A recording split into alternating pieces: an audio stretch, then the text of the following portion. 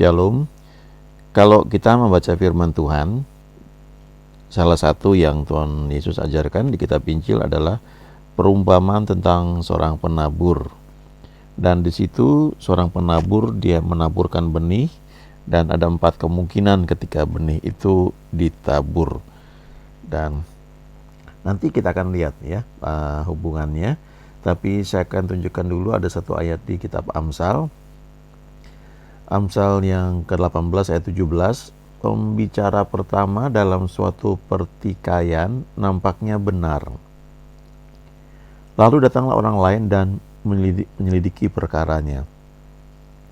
Jadi kalau kita melihat ada satu konflik ya, perselisihan atau pertikaian, maka orang pertama yang kita dengar nampaknya itu yang paling benar, yang paling tepat. Lalu ketika datang orang lain, dilihat dari sisi yang lain, ya, dilihat siapa yang bertikai, lalu ditanya masalahnya, mungkin dicek lebih jauh lagi, maka akan terlihat ya ada pandangan yang lain. Karena biasanya kalau seseorang menyampaikan sesuatu, ya, misalnya ini pembicara pertama dalam suatu pertikaian, maka yang dia sampaikan tentu biasanya adalah hal yang dia anggap benar dari sisi pandang dia, dan dia akan ceritakan hal-hal yang dia tahu itu benar, tetapi yang salah itu dia tidak katakan ya. Jadi lebih kepada subjektif ya sifatnya, bukan objektif. Makanya diperlukan ada orang lain untuk melihat dari sisi yang lain ya. Nah, hal yang sama juga ini dalam kita belajar atau mendengar firman Tuhan ketika disampaikan ya, atau ketika kita mendengarnya. Karena ada berbagai cara pandang ya terhadap satu situasi. Kalau kita ingat bagaimana orang Israel mau masuk tanah perjanjian, ada 12 pengintai yang dikirim untuk mengintai tanah tersebut. 10 orang itu menyampaikan berita yang negatif. Hanya 2 orang yang menyampaikan berita yang positif, yaitu Yosua dan Kaleb. Mereka melihat tanah yang sama, mereka melihat betapa suburnya tanah tersebut dan betapa luar biasa ya baiknya. Tetapi mereka juga melihat orang-orang yang tinggal di sana, yaitu orang-orang yang badannya gede ya. Nah, yang 10 orang ini cenderung fokus kepada hal-hal yang negatif, sehingga mereka berkata nggak mungkin lah kita bisa merebut tanah itu.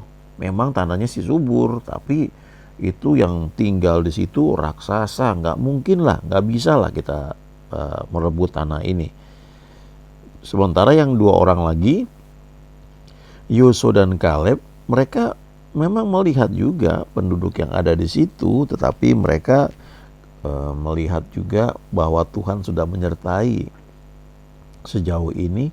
Maka kalau laut Teberau aja bisa terbelah 2, lalu ada banyak mujizat yang dialami, apa susahnya untuk mengalahkan penduduk yang ada di tanah perjanjian yang katanya badannya gede seperti raksasa ya. Nah, tetapi pengaruh 10 orang yang berbicara negatif ini lebih besar ya, sehingga seluruh orang Israel itu bersungut-sungut, patah semangat, dan mereka memutuskan untuk kembali ke Mesir. Jadi Yosua dan Kaleb ini yang berpikir positif kalah suara. Sehingga akibatnya ya mereka harus 40 tahun muter-muter di padang gurun. Semuanya mati ya, generasi yang dari Mesir. Tetapi Yosua dan Kaleb tetap tinggal dan akhirnya masuk dalam tanah perjanjian. Jadi kita bisa melihat di sini bahwa terhadap suatu keadaan itu ada berbagai cara sudut pandang ya. Bisa cenderung positif, bisa cenderung negatif. Ya tergantung kita mau pilih yang mana.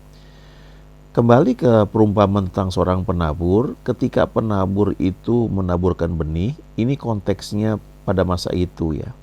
Caranya adalah seperti ini ya, disebar begitu saja. Jadi bukan dimasukkan dalam satu lubang misalnya yang tertentu yang sudah pasti, tapi disebar seperti itu. Itu sebabnya ada 4 kemungkinan. Sebagian itu mungkin jatuh di pinggir jalan, bukan di tanah tempat benih itu bisa tumbuh. Sebagian juga jatuh di tanah tapi tanahnya berbatu-batu. Kemudian sebagian lagi bisa jatuh di tanah tapi ada semak duri, ya. Dan kemungkinan keempat adalah jatuhnya di tanah yang subur, ya, tanah yang baik. Jadi kalau kita mendengar firman Tuhan disampaikan, maka tanggapan terhadap firman Tuhan tersebut bisa seperti ini, ya, seperti 4 jenis tanah atau 4 kemungkinan benih itu jatuh di mana. Ketika Tuhan Yesus menjelaskan perumpamaan ini, dia berkata bahwa penabur itu menabur benih, ya, menabur benih firman. Bahasa aslinya itu logos, ya, jadi firman disampaikan. Lalu ada 4 kemungkinan.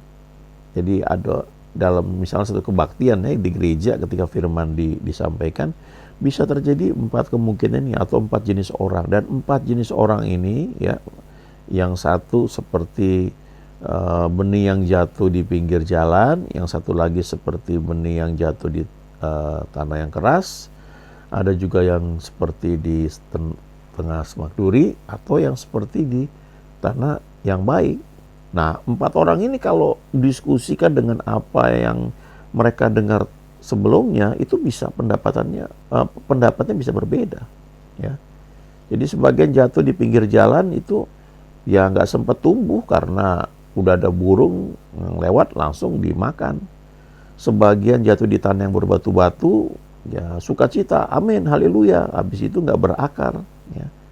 Terus akhirnya datang penindasan, aniaya terhadap firman itu, maka nggak berbuah, ya, langsung mati itu benihnya.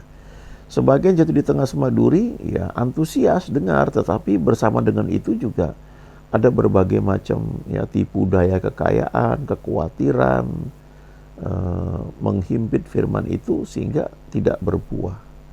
Nah, sementara ada yang jatuh di tanah yang baik. Ini dikatakan orang yang mendengar firman itu menyimpannya dalam hati yang baik dan mengeluarkan buah dalam ketekunan. Jadi ketika firman diberitakan, itu bisa setelah itu bisa menyebabkan reaksi yang berbeda dari orang-orang yang mendengarnya. Dan kalau kita ingin mendapatkan hasil dari apa yang kita dengar, kita ingin firman itu berbuah seperti yang Tuhan janjikan, maka kita harus hati-hati, ya, ketika kita berdiskusi dengan orang-orang lain yang mungkin sama-sama mendengar firman di tempat yang sama, tetapi tanggapannya berbeda. Karena yang satu mungkin setengah ngantuk, jadi firman itu seperti benih yang jatuh di pinggir jalan, nggak sempat masuk lebih jauh lagi, udah hilang, ya. Udah lupa apa yang sudah didengar sebelumnya. Jadi bisa aja kemudian ketika keluar berdiskusi dengan yang lain, ya bertikai, ya, makanya dikatakan di Amsal tadi, ya, pembicara pertama dalam satu pertikaian nampaknya benar, lalu datang orang lain untuk selidiki perkaranya, ya. Jadi bisa berbeda, dan kalau kita nggak hati-hati, maka benih firman yang sudah kita tangkap itu akhirnya mati, ya, atau terhimpit dengan segala macam serangan-serangan tentang kekhawatiran, ya, dan sebagainya. Kan kalau dia jatuh di tanah yang baik, dia menghasilkan buah 100 ganda, ya, berkali-kali lipat. Ini perumpamaan ini ada di Matius, ya, ada di Markus, juga ada di Lukas, dan masing-masing ini punya penekanan yang berbeda, ya. Ini gambarannya ya, kalau jatuh di pinggir jalan ada burung-burung datang ya, langsung dimakan dan habis. Ini kalau dengar firman mungkin ngantuk-ngantuk, lalu nggak dapat apa-apa ya. Cuma istilahnya ya senang aja bersekutu dengan teman-teman, tapi tidak mendapatkan satu firman yang bisa menghasilkan buah seperti yang Tuhan janjikan. Nah, lalu ada yang jatuh di atas batu-batu ya, sukacita tapi cuma tahan sebentar saja karena nggak berakar. Jadi setelah kita dengar firman di gereja, memang ada bagian yang harus kita lakukan kalau kita ingin firman itu bertumbuh. Ya, sama seperti kalau kita dengar saat ini firman diberitakan, tidak sekedar kita dengar udah, lalu kita harus renungkan mungkin di perjalanan menuju kantor, sambil kita ingat ya, Roh Kudus pasti ngajarin ya, nggak mungkin nggak kalau kita sediakan hati kita untuk terbuka. Sementara kita mungkin naik angkutan kota ya, kita naik busway, kita naik KRL atau MRT ya, atau mungkin kita drive sendiri atau pakai sopir, kita bisa sambil merenungkan beberapa firman yang pernah kita dengar. Karena kalau nggak hati-hati, ya firman itu juga bisa seperti jatuh di tengah semak yang berduri, ya, bersama dengan apa yang kita harapkan, ya, ada kesembuhan, ada pemulihan, ada berkat, tetapi bersama dengan itu juga ada kekhawatiran yang menghimpit, ya, khawatir atau kekayaan atau kenikmatan, ya, bisa juga karena hal-hal yang lain yang kita inginkan, ya, dan itu menghambat, ya, untuk firman itu bisa berbuah, ya. Coba kita lihat dulu, ya, ketika benih ini jatuh di atas batu-batu, ya, dikatakan di sini, ini kalau kita lihat dari kitab Markus, ya, pasal 4 ayat 17, dikatakan orang benih yang jatuh di tanah yang berbatu-batu ini itu adalah orang yang mendengar firman itu, mereka bersukacita, tetapi mereka tidak berakar dan tahan sebentar saja. Perhatikan kalimat berikutnya ini, ya. Apabila kemudian datang penindasan atau penganiayaan karena firman itu, mereka segera murtad. Nah, murtad itu maksudnya artinya sudah tidak percaya akan firman yang diberitakan itu, ya. Misalnya diberitakan firman mengenai kesembuhan, ya, kesembuhan ilahi, bahwa Tuhan mau kita sehat. Lalu karena kita tidak merenungkan lebih jauh lagi, awalnya kita yes, amin gitu. Tapi bersamaan dengan firman itu, selanjutnya itu ada penindasan atau ada aniaya. Dan aniaya itu muncul karena firman itu, karena firman yang diberitakan itu. Coba kalau kita perhatikannya dari zaman ke zaman, kalau ada orang khotbah misalnya tentang kesembuhan ilahi, nanti ada yang menentang. Oh, itu zaman dulu, zaman Kisah Rasul, sekarang udah ada dokter, jadi kesembuhan mujizat udah nggak ada lagi, ya. Nah, itu aniaya karena firman yang diberitakan. Atau kalau kita misalnya dengan khotbah tentang prosperity, kemakmuran, nanti ada aniaya karena firman yang kita dengar itu. Wah, itu ngomongin uang aja itu, ya.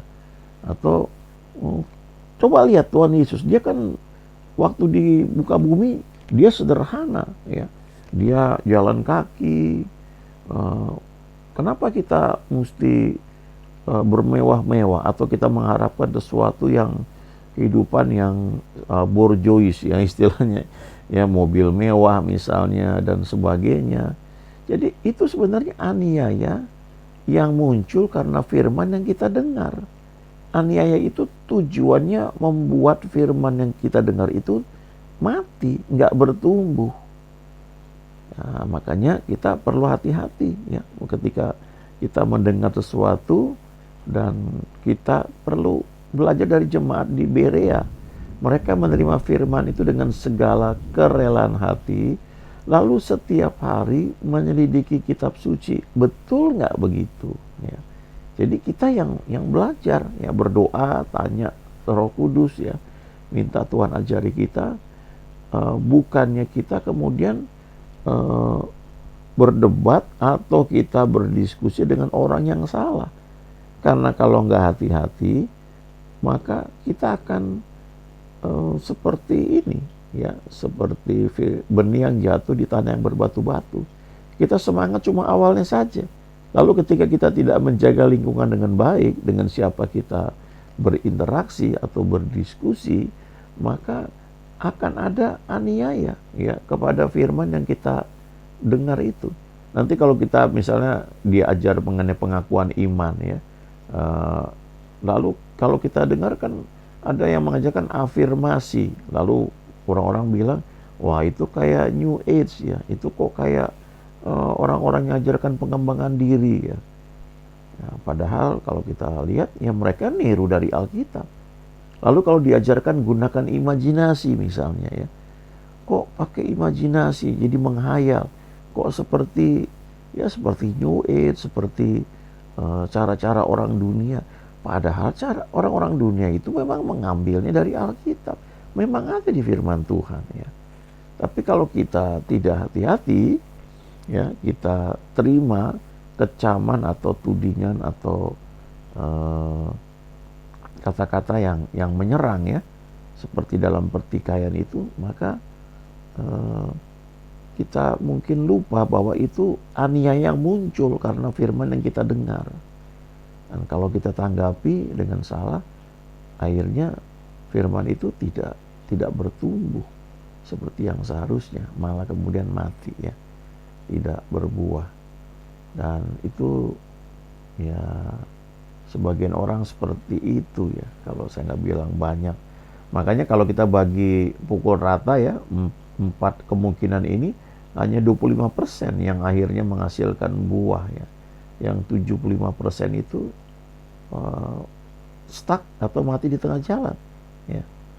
Nah, kalau yang ditaburkan di tengah semak duri, kalau dari Injil Matius ini, ya, dikatakan orang yang mendengar firman itu lalu kekhawatiran dunia ini dan tipu daya kekayaan menghimpit firman itu sehingga tidak berbuah.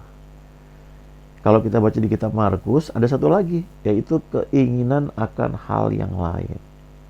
Berbagai keinginan. Jadi tidak fokus. Ya, ada 3 hal di sini. Kekhawatiran dunia ini, ya, kita misalnya diajar memberi, menabur, lalu kita khawatir, ya, sehingga kita tidak melakukan seperti tuntunan Tuhan, misalnya begitu. Atau tipu daya kekayaan, itu bisa berarti satu kenikmatan, kenyamanan yang membuat kita itu tidak mau melangkah keluar dari comfort zone, misalnya seperti itu, ya. Ini bisa banyak macamnya. Lalu yang ketiga, keinginan akan hal yang lain, ya. Tidak fokus, ya, sehingga konsentrasi kita pecah dan akhirnya firman itu tidak berbuah. Nah, sementara itu kalau yang jatuh di tanah yang baik itu orang yang mendengar firman itu, nah ini sikapnya, ya, menyimpannya dalam hati yang baik. Jadi dia jaga dengan baik itu. Sama seperti kalau tanaman mulai tumbuh, itu dikasih pagar supaya jangan dimakan kambing misalnya, ya, jadi mati tanamannya. Harus dijaga, ya. Menyimpannya dalam hati yang baik.